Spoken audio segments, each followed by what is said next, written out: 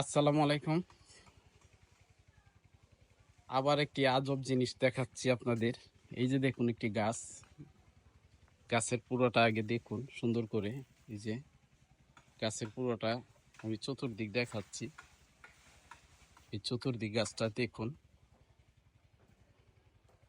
এখানে কোথাও কিছু নাই, কিন্তু এই গাছটার উপরে একটি গাছের মাঝখান দিয়ে আরেকটি গাছ হয়েছে খেজুর গাছ। এই যে জলজন্ত খেজুর গাছ। আশ্চর্যজনক বিষয় একটি। গাছটা কিভাবে এইভাবে হয়ে আছে সেটাই দেখার বিষয়। কিভাবে একটা খেজুর গাছ হয়ে আছে মাঝখান দিকে, ঠিক পেটের মাঝখান দিয়ে বের হইছে। গাছটা দুই সাইডে ছড়িয়ে গেছে। আজব একটা বিষয়। উপরে খেজুর গাছ, খেজুরের রস, না খেজুরের রস গাছ কাটেনি, গাছটা উঠা কষ্টসাধ্য। এই কারণে আমি চতুর্দিকে ঘুরিয়ে দেখানোর চেষ্টা করতেছি। গাছটাও একটু অন্যরকম, সাপের মতো পেঁচানো গোছানো।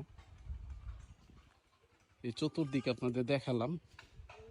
এই যে খেজুর গাছটা, জলজন্ত একটা খেজুর গাছ। সত্যি অবাক করা একটা কাণ্ড। ধন্যবাদ।